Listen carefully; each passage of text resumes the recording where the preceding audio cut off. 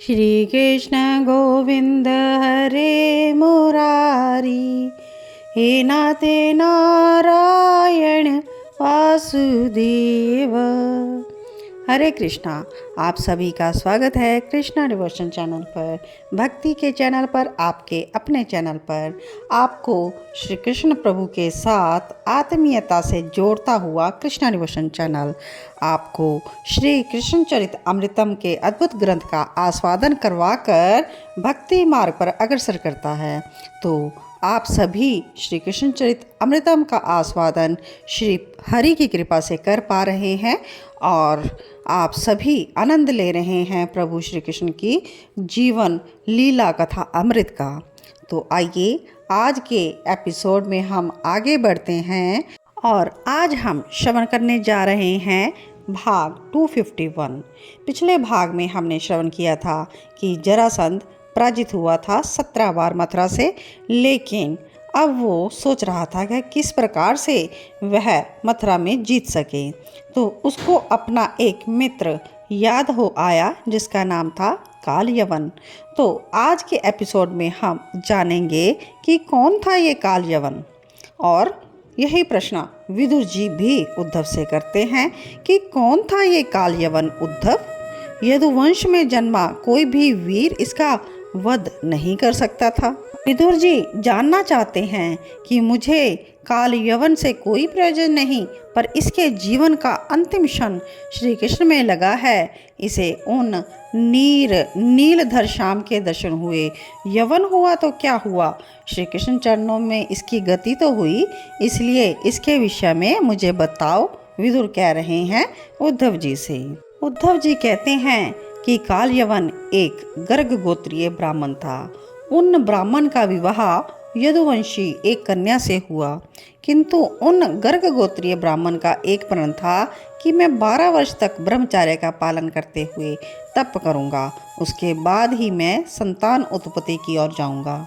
तो उस ब्राह्मण ने विवाह के बाद में यह बात कह दी थी। तो यह बात को जानकर नववधू का जो भाई था वो क्रोध में भर गया और कहने लगा, तू तो नपुंसक है, हम लोगों का दुर्भाग्य है कि हमने तुझे अपनी कन्या दी। वधू का भाई ही नहीं बोला यह बात, सभी वधू पक्ष के लोग यह बात कहने लगे।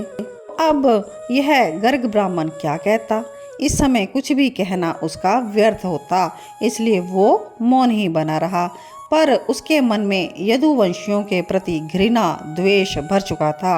वो सबकी सुनकर बिना किसी को उत्तर दिए वन में चला गया तप करने के लिए। घोर तप किया उसने बिना कुछ अन्न लिए। हाँ, वहाँ पर वो लोह चूर्ण लेता रहा और भगवान शंकर की आराधना करता रहा। और उसे भगवान शंकर की आराधना करते 12 वर्ष बीत गए। तब भगवान शंकर प्रसन्न हुए और बोले, वर मांगो, क्या चाहते हो। तब गर्ग ब्राह्मण ने कहा कि मैं ऐसा पुत्र चाहता हूँ जिसे यदुवंशी ना मार सके। यह तो विचित्र वर था। ये वर ना मांगता, लेकिन उसके मन में जो यदुवंशियों के प्रति द्वेष था उसी ने उसे मजबूर किया कि यह वर मांगा उसने। और उपासक इष्ट से जो भी मांगो वो तो इष्ट को देना ही पड़ता है। और भगवान शंकर ने एवमस्तु कहा और अंतर ध्यान हो गए। उस समय यदुवंशी थे, वो वीरों में गिने जाते थे। महादेव द्वारा वर मिला है इस ब्राह्मण को। ये बात महायवन नामक एक राजा जान गया। वो ब्राह्मण वर प्राप्त करके निकल ही रहा था कि उसे एक आवाज़ सुनाई दी और कोई सुंदरी ने आकर कहा, हे विप्र, आपका आतिथ्य मुझे मिले तो मैं आपकी सेवा करना चाहती हूँ। वो अप्सरा थी, बहुत सुंदरी थी। उसे महायवन राजा ने ही भेजा था उस ब्राह्मण का पुत्र अपने कोख ले, इसलिए। और महायवन की कोई संतान भी नहीं थी और यदुवंशियों का ये शत्रु भी था। बड़े बड़े ऋषि मुनि काम से बच ना सके तो ये ब्राह्मण क्या। उस सुंदरी ने अपने काम जाल में फंसा लिया उस ब्राह्मण को और वो गर्भवती भी हो गई। ब्राह्मण लौट आए अपने नगर में और उस अप्सरा को राजा महायवन ने अपने पास बुला लिया। और उस अप्सरा का जो बालक हुआ उसे राजा महायवन ने अपना उत्तराधिकारी बना दिया। काल यवन उसी का नाम था। बड़े बड़े राजा इसके नाम से कांपते थे, ये विचित्र योद्धा हुए इस पृथ्वी के। तो काल यवन ये मित्र जरासंध का था और इन्हें पता भी था कि ये यदुवंशियों के लिए अवध्य है। श्री कृष्ण यदुवंशी ही तो थे और वो इसका वध नहीं कर सकते, क्योंकि महादेव का वर जो प्राप्त था तो श्री कृष्ण कैसे तोड़ देते। तो अब जरासंध बहुत प्रसन्न हुआ यह याद करके कि काल यवन, यह बात मेरी बुद्धि में पहले क्यों नहीं आई। अब उसने तुरंत शिशुपाल को काल यवन के पास भेजा। जरासंध अब निश्चिंत था, क्योंकि काल यवन जरासंध की बात नहीं काटेगा। उसकी भी तो इसने बहुत सहायता की थी। तो विदुर जी ने यह सारा प्रसंग उद्धव जी से श्रवण किया और बोले, अब आगे का प्रसंग भी सुनाओ उद्धव, आगे क्या हुआ। तो आगे का प्रसंग हम कंटिन्यू करते हैं भाग 252 में, और इसका शीर्षक है काल यवन भस्म हुआ। तो क्या कहते हैं उद्धव विदुर जी से कि जरासंध का आग्रह टाल ना सका काल यवन। मथुरा आक्रमण करके श्री कृष्ण और बलराम का वध यही आग्रह किया जरासंध ने। शिशुपाल गया था काल यवन के पास यह संदेश लेकर। काल यवन ने तुरंत मान लिया और अपनी यवन सेना लेकर मथुरा के लिए चल पड़ा। जरासंध ने जब यह सुना तो बहुत ही प्रसन्न हुआ कि अब तो कृष्ण को मारा जाएगा। कितना भी शक्तिशाली सही कृष्ण, किंतु इस काल यवन को तो शिव का वर प्राप्त है, नहीं मार सकता कोई यदुवंशी इसे। अपनी पुत्रियों को जरासंध ने ये बातें बताई थी, वो भी बहुत प्रसन्न हुई। उद्धव ने विदुर जी से कहा कि कुछ दिन लगे मथुरा पहुंचने में काल यवन को, क्योंकि रेत के भूखंड से ये चला था, किंतु अति शीघ्रगामी अश्व इसके पास थे, इसी को लेकर पहुंच गया। मथुरा पहुंचा जब, तो उसकी यावनी सेना ने मथुरा को घेर लिया था, पर कोई भी यदुवंशी बाहर नहीं आया। और काल यवन अट्टहास करते हुए सब पर कहता है कि यहाँ के लोग सब मृत हैं क्या। और वह उन्मत्त की भांति घूम रहा था मथुरा में। फिर उसकी दृष्टि गई एक विशाल द्वार पर, यही होगा इस नगर का मुख्य द्वार। काल यवन ने ध्यान से देखा द्वार को और अपनी सेना को द्वार तोड़ने का आदेश देने ही वाला था कि द्वार खुला। काल यवन रुक गया और उसने अपनी सेना को भी रोक दिया। तभी नील नीरधर श्याम पीतांबर धारी, कमल की माला पहने हुए, मुस्कराते हुए, अद्भुत मुखार विंद, घुंघराले केश निकले द्वार से, और अहो उनके बाहर आते ही द्वार फिर बंद हो गया। काल यवन तो मुग्ध हो गया, कौन है ये।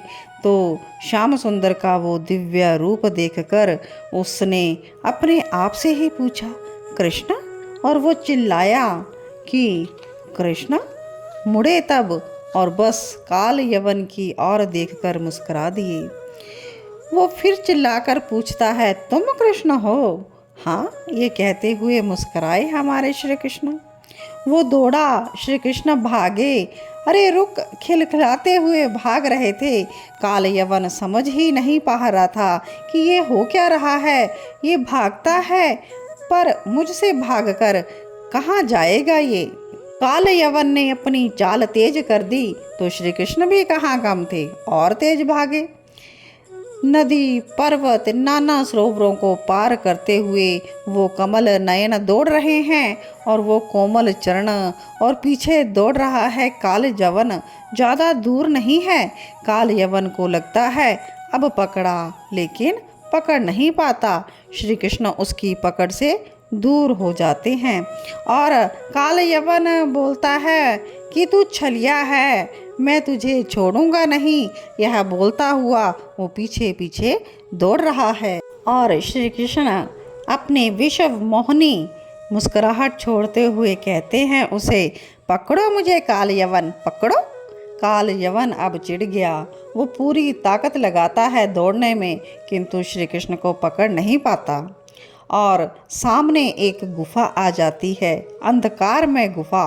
उस गुफा के द्वार में जाकर वासुदेव रुके। फिर एक बार मुड़कर काल यवन की ओर देखा, फिर प्रवेश कर गए उस अंधकार में गुफा में। काल यवन भी उन्हीं के पीछे गुफा में प्रवेश करता है, संभल कर चल रहा है और पुकार रहा है, कृष्ण कृष्ण। लेकिन गुफा में अंधकार है, घना अंधकार, जल भी बह रहा है गुफा के अंदर से, उसे कुछ भी दिखाई नहीं देता और वो चल रहा है धीरे धीरे, कृष्ण कृष्ण पुकार रहा है। उसके हाथों में खड्ग है, वो बड़ा सावधान है, धीरे धीरे चल रहा है। और जब हाथों से टटोला उसने तो देखा कि यहाँ पर कोई सो रहा है और कहता है, तू यहाँ है? उसके ऊपर पीताम्बरी उड़ी हुई है, सुगंध से उसने पहचान लिया था, कमल की सुगंध आ रही थी उस पीताम्बरी से। काल यवन हंसा, पीताम्बरी को उसने पकड़कर खींच दिया और एक मुट्ठी का प्रहार किया, जोरदार प्रहार। सो रहा था कोई पुरुष, वो उठा, उसकी नींद खुल गई और उस सोए हुए पुरुष के ऊपर ही श्री कृष्ण ने अपनी पीताम्बरी उड़ा दी थी और वो उठा। जैसे ही उसने काल यवन को देखा, आग की लपटें निकल गई उसके नेत्रों से। काल यवन चिल्लाया क्योंकि वो जल रहा था, उसकी चीखें गुफा से बाहर जा रही थी। पक्षी भी फड़फड़ाकर उड़ गए और देखते ही देखते वो काल यवन जलकर भस्म हो गया। अब तो वहाँ उसकी राख पड़ी थी। देखा श्री कृष्ण ने, वो मुस्कुराते हुए बाहर निकले। ये छुपे हुए थे पास में ही और ये सब लीला इन्हीं श्री कृष्ण की थी। अब उस पुरुष ने देखा श्री कृष्ण को तो वो बस देखता ही रह गया, फिर एकाएक चरणों में गिर पड़ा। हे नाथ, हे नाथ, वो पुकार उठा। और अब उद्धव से विदुर जी पूछते हैं कि ये कौन था? ये पुरुष उस गुफा में क्यों सो रहा था और उसके जागते ही काल यवन कैसे भस्म हो गया? इस पुरुष के बारे में कुछ बताओ उद्धव। तो इस प्रकार से आपने काल यवन का अंत कैसे हुआ, कैसे वो भस्म हुआ, यह प्रसंग श्रवण किया। और इसके आगे का प्रसंग सुनने के लिए आप सुनते रहे श्री कृष्ण चरित अमृतम को। और अगले प्रसंग में हम बताएंगे कि वो जो सो रहा था पुरुष वो कौन था, उसके उठते ही कैसे काल यवन भस्म हो गया था। तो उद्धव के द्वारा हम नेक्स्ट एपिसोड में श्रवण करेंगे और पूजा कृष्णादासी के द्वारा यह प्रसंग आप सभी भक्तों तक पहुंचाया जाएगा। तो आपसे यही रिक्वेस्ट है कि श्री कृष्ण की लीला कथा अमृत को आप ज़्यादा से ज़्यादा अपने मित्रों, नियर वंस, डियर वंस के साथ शेयर करते जाएं। आप सभी को जय श्री कृष्णा।